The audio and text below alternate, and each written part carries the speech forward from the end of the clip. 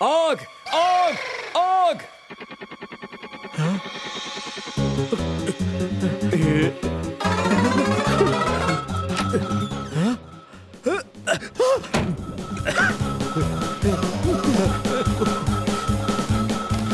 जय काली कलकत्ते वाली, तेरा वचन न जाए खाली।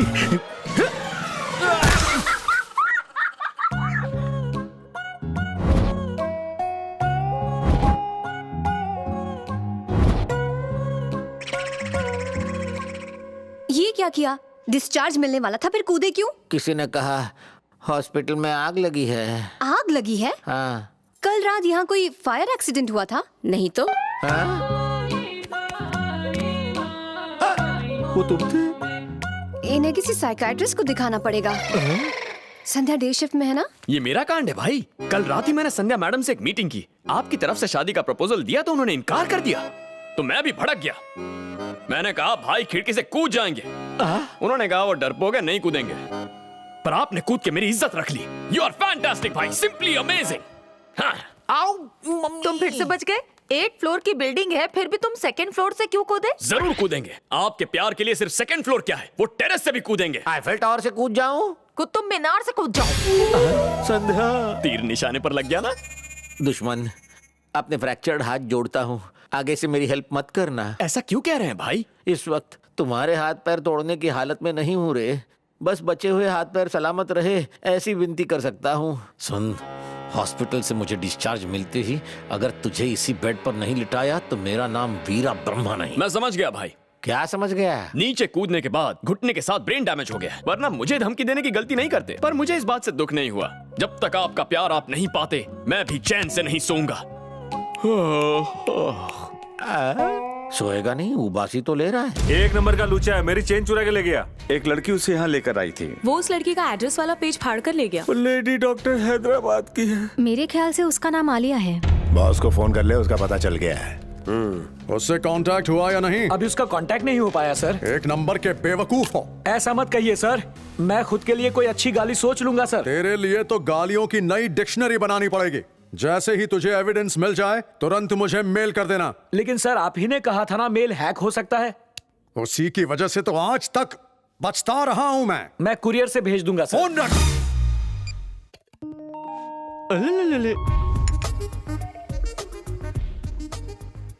उसकी टेबल से आई चाय और कॉफी की भीनी भीनी खुशबू, मेरी आंखों में छलके खुशी के मारे आंसू।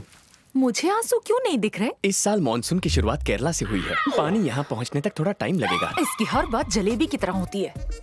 Okay then, I see you later. Okay. क्या क्या बातें हुई?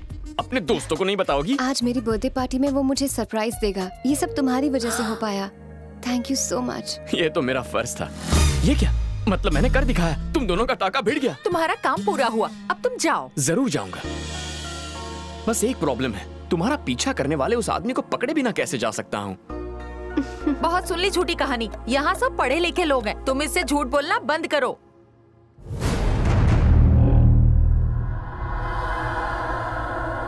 ए, वो देखो।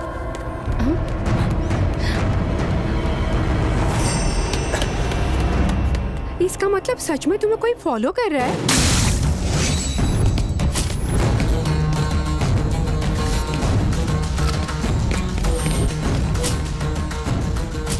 मैंने पहली बार रवि को देखा जब वो तुमसे मिलने ओल्ड एज होम में आया था। फिर उस दिन रेस्टोरेंट के रेस्टरूम में दोबारा मुझसे टकराया। उसके बाद कैंटीन में तुम्हें फॉलो किया और उस रात पब में भी उसका पीछा किया, पर चकमा देकर भाग गया।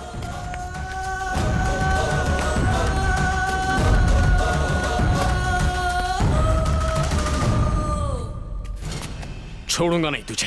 पिछले 7 दिनों से ना मैं अपने घर गया हूं, ना ऑफिस, सिर्फ तेरी वजह से। कौन है तू?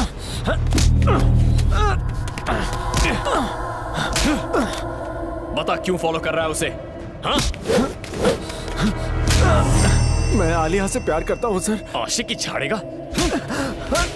भाई जब से उसे देखा है उसके बिना एक भी पल जिया नहीं जाता मुझसे, इसीलिए उसका पीछा करता हूँ। मुझे माफ करता भाई। आज के बाद गलती से भी उसके आसपास नजर आया ना तो जान ले लूंगा।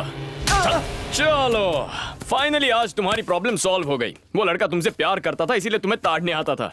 उसकी धुलाई करके उसे भगा दिया है। अब तुम्हें डिस्टर्ब नहीं करेगा। चलो अब मैं चलता हूँ। हाँ हाँ जाओ जाओ। Okay bye. रुको, मेरी बर्थडे पार्टी अटेंड कर लो फिर जाना। अरे यार, मुझे तो लगा था तुम इनवाइट करोगी या नहीं। अब कर ही लिया है तो जरूर आऊंगा। एक कॉल करता हूँ। ए, मेरे फोन से नहीं। Thank you very much.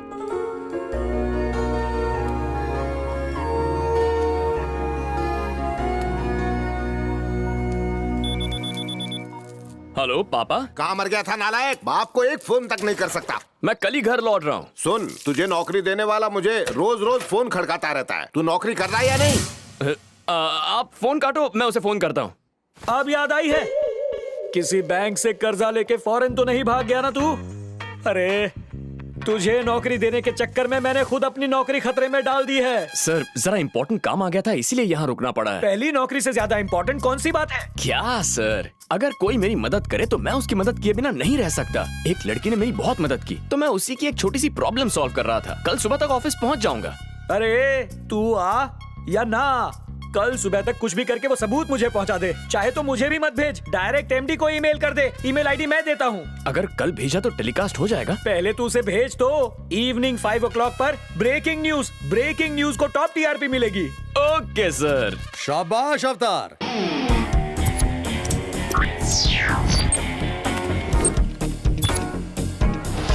लीजिए लीजिए और थोड़ा खाइए। बोल। पैसे रेडी रखना। Ready, countdown start. Cooking show में आपका स्वागत है। आज हम आपको सिखाएंगे बैगन का भरता बनाना। सुने रेडी सर, यहाँ तो कुकिंग शो आ रहा है। ये हमारा ही चैनल है ना?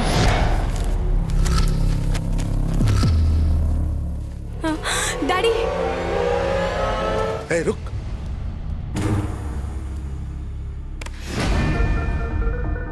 ये तो उल्टी गंगा बह गई।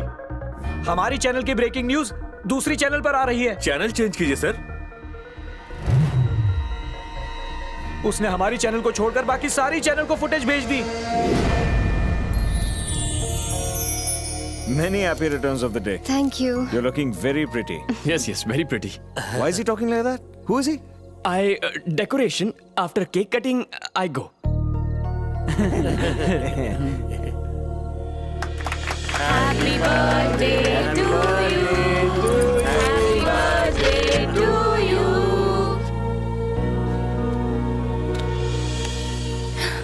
ये 7.5 लाख की डायमंड रिंग, यही है मेरा बर्थडे सरप्राइज।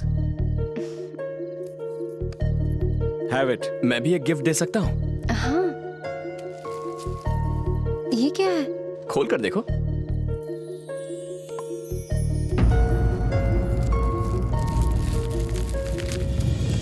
चंदा मामा, ओह माय गॉड, ये तो वही बुक है जिसमें मेरी कहानी छपी थी। तुम्हारी फ्रेंड से पता चला कि तुम्हें ये किताब पढ़ने का शौक है। इतने दिनों से उस किताब को ढूंढ रहा था जिसमें तुम्हारी कहानी छपी है। इसे कैसे ढूंढा? कहते हैं ना, where there is a वेंकट there is a way। Luckily आज सुबह ही मिल गई। Thank you. हर महीने चंदा मामा लाऊंगा, बस ऐसे ही मुस्कुराते रहना। जिंदगी में हमेशा खुश रहो। चलता हूँ, बाय।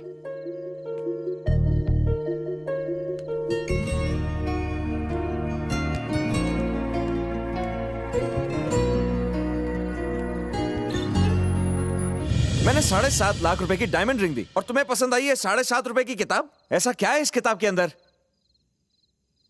जो चीज दिल के करीब हो वो अनमोल होती है। ये फेलियर्स की फिलॉसफी है।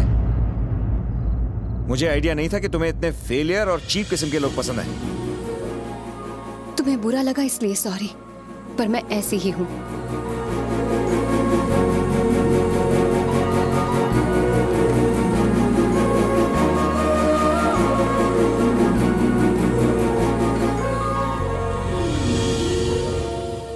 मेरी बात सही निकली, उसे प्यार करने के लिए मजबूर कर ही दिया।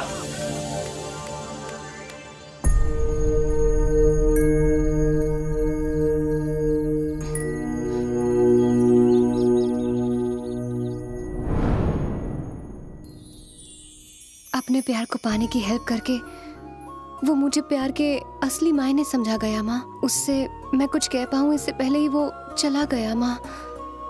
अब उसे कहाँ ढूंढूंगी? उसका तो फोन नंबर भी नहीं।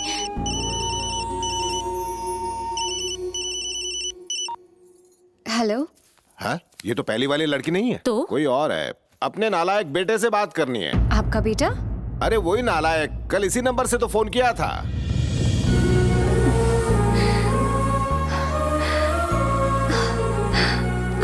माँ, वो मिल गया। हेलो। सिर्फ कंफर्म करना चाहता था, मेरा बेटा तुम्ही से प्यार करता है ना बेटा?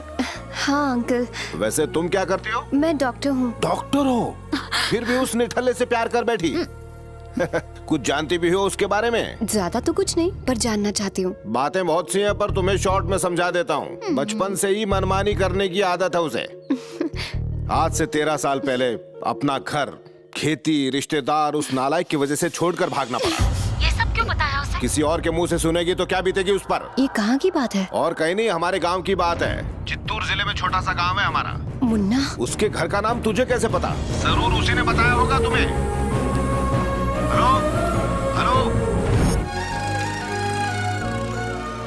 इस कब्रिस्तान में मुन्ना दिखाई दे रहा है? नजर आया आपको? माँ, वहाँ देखो।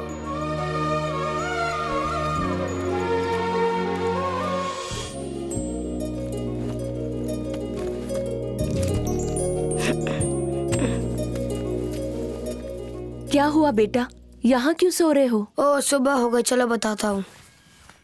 गांव में एक मूर्ख बच्चा है। उसने मुझसे शर्त लगाई कि रात भर कब्रिस्तान में सो जाऊं और ये रिबन से लौटाऊं। पर देखने में लग रहा था जैसे तुम डर के बेहोश हो गए थे। कहाँ ना के सो रहा था। तुमने मेरी मदद की, तुमसे झूठ नहीं कहूँगा। मैं सच्ची में बेहोश था, किसी को बताओगी तो नहीं? वैसे आपको किसके घर जाना है? राजेश्वर राव के घर। ओ, उस महल जैसे घर में।